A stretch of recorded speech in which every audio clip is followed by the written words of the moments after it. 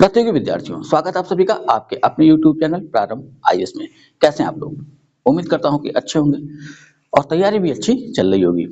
जैसा कि आप सबको पता है कि 2 एग्जाम अभी आपके होने हैं अगर आपने फॉर्म भरा है तो, एक है सीजीडी का और दूसरा है रेलवे आरपीएफ पुलिस।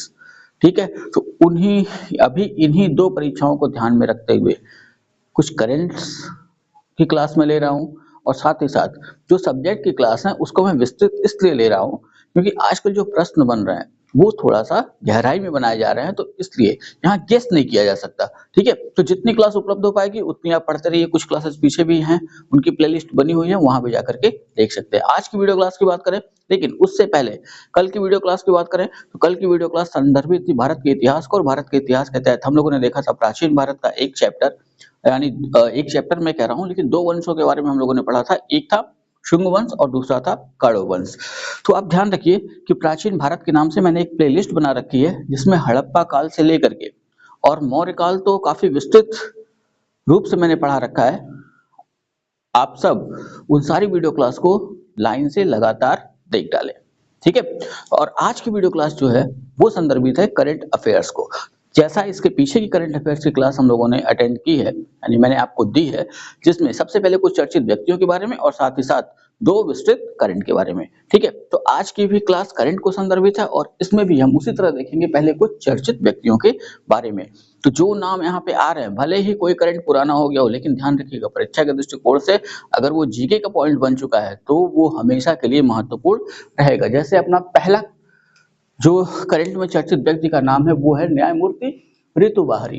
तो इन्हें इसलिए ध्यान में रखना है क्योंकि ये उत्तराखंड उच्च न्यायालय की पहली महिला मुख्य न्यायाधीश बनी 4 फरवरी 2024 को, यानी इस दिन इन्होंने शपथ ली। ठीक है, जो दूसरा नाम है वो है कंचन देवी का, और ये कौन है, क्यों चर्चा में रही? तो भारतीय वानिकी अनुसंधान एवं शिक्षा परिषद आईसीएफआर की पहली महिला महानिदेशक नियुक्त की गई 1 दिसंबर 2023 को।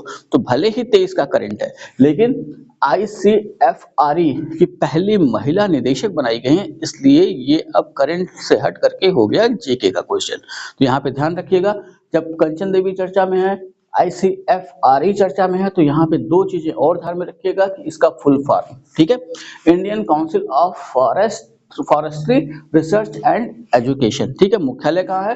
तो देहरादून उत्तराखंड। ठीक, इतना ध्यान में रखिएगा। एक और नाम है, यानी अगला नाम अपना जो है चर्चा में वो है नईमा खातून। इनका भी नाम अच्छे से ध्यान में रखिएगा। अलीगढ़ मुस्लिम विश्वविद्यालय यानी एएमयू, अलीगढ़ मुस्लिम यूनिवर्सिटी की पहली महिला कुलपति वीसी यानी वाइस चांसलर अप्रैल 2024 में नियुक्त की गई। ठीक है, तो ये 3 महिलाओं के नाम हैं जो अच्छे से ध्यान में रखिएगा, ये प्रश्न पत्र में देखने को मिलेंगे। ठीक है, अगला नाम पीयूष आनंद। तो राष्ट्रीय आपदा मोचन बल हिंदी में, ठीक, अंग्रेजी में कहें तो NDRF, national disaster relief force. ठीक है, कि महानिदेशक 31 मार्च 2024 को बनाए गए। अगला नाम है रवि अग्रवाल, केंद्रीय प्रत्यक्ष कर बोर्ड यानी सीबीडीटी के नए अध्यक्ष जुलाई 2024 में नियुक्त किए गए। ठीक, अगले नाम की तरफ चलते हैं। अगला नाम है ए रॉबर्ट जे रवि। कौन है ये? तो इस समय आप ध्यान रखिएगा कि एक दूरसंचार कंपनी काफी चर्चा में चल रही है जो भारत सरकार की कंपनी है, यानी बीएसएनएल। ठीक है, भारत संचार निगम लिमिटेड। क्यों चर्चा में हो तो आप समझ ही गए होंगे कि जैसे ही प्राइवेट कंपनियों ने, मोबाइल कंपनियों ने जैसे अपने टैरिफ प्लान बढ़ाए, यानी कि अपनी सेवाओं को महंगा किया, वैसे ही अधिकतर लोगों का रुझान बीएसएनएल की तरफ बढ़ने लगा। और बीएसएनएल भी अब क्या कर रही है, धीरे धीरे अपने सारे सिस्टम को धीरे धीरे अपडेट करते जा रही है। ठीक है, अभी हाल ही में जल्दी ही वो 4G पूरे भारत में लॉन्च करेंगे, साथ ही साथ 5G के ऊपर भी वो काम कर रहे हैं। तो इसलिए इनका नाम ध्यान में रखिएगा, ए रॉबर्ट जे रवि, भारत संचार निगम लिमिटेड यानी बीएसएनएल के अध्यक्ष एवं प्रबंध निदेशक जुलाई 2024 में बनाए गए। ठीक है, न्यायमूर्ति सील नागू, इनका भी नाम ध्यान में रखना है।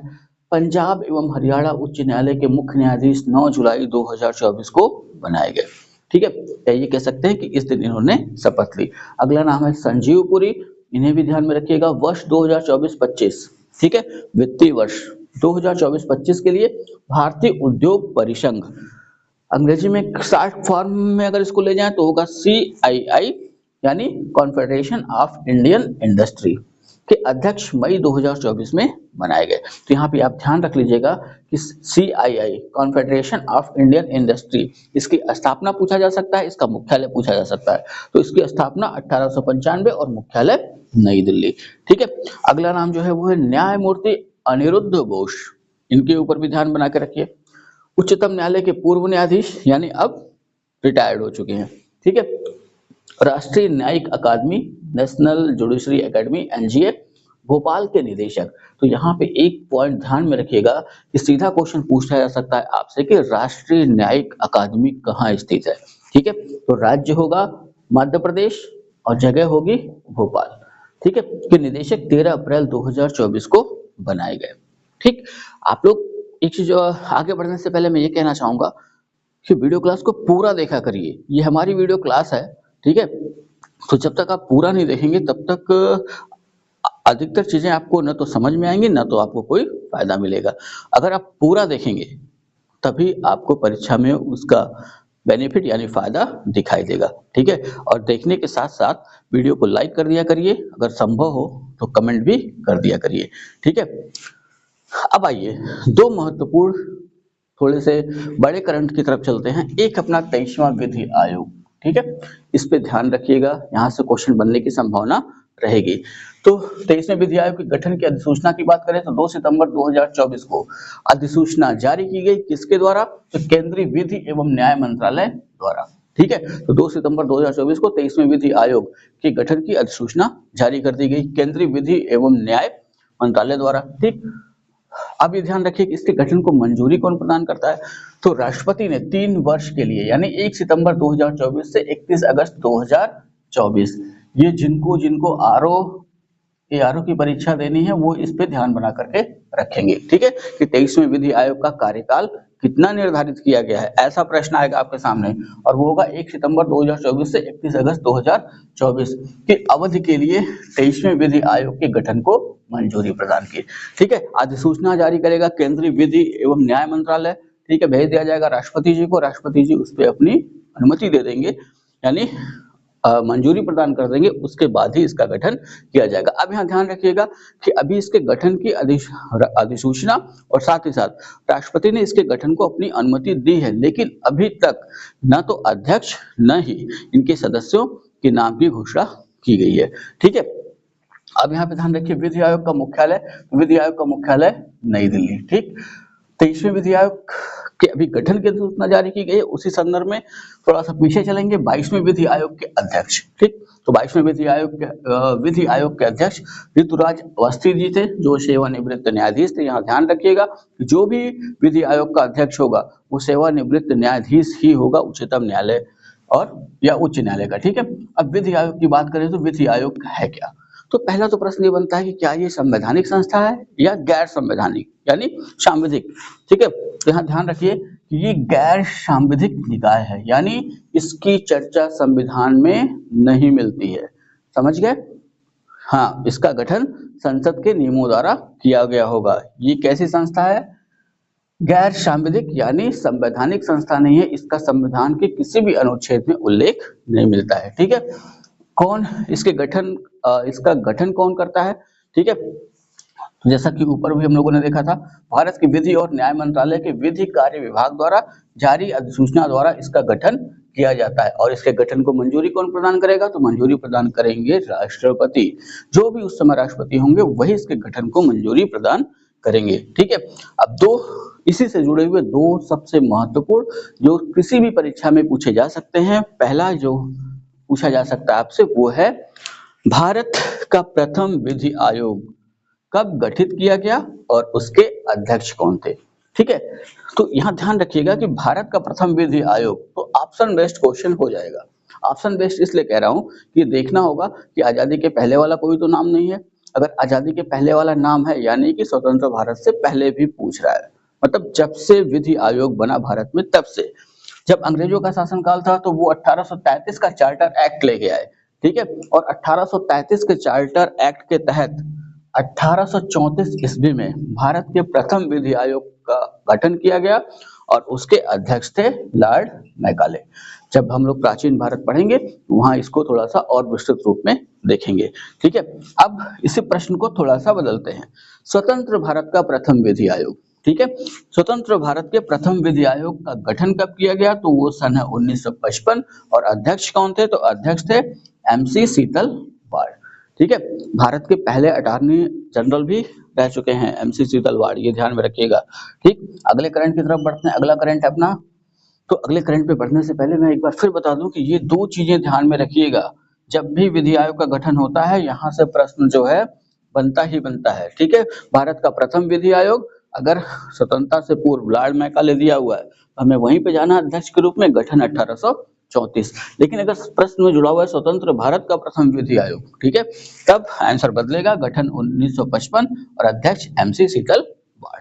समझ गए, इतना चीज, ये चीज ध्यान में रखनी है। अगला जो महत्वपूर्ण करंट है अपने लिए वो है स्वच्छता ही सेवा अभियान 2024। ठीक, इसका आयोजन कब से कब किया गया, तो 17 सितंबर 2024 से 2 अक्टूबर 2024 के मध्य। ठीक है, इसका आयोजन हुआ। आप ये ध्यान रखिएगा स्थान नहीं, क्योंकि ये एक जन आंदोलन के तौर पर इसे प्रस्तुत किया गया।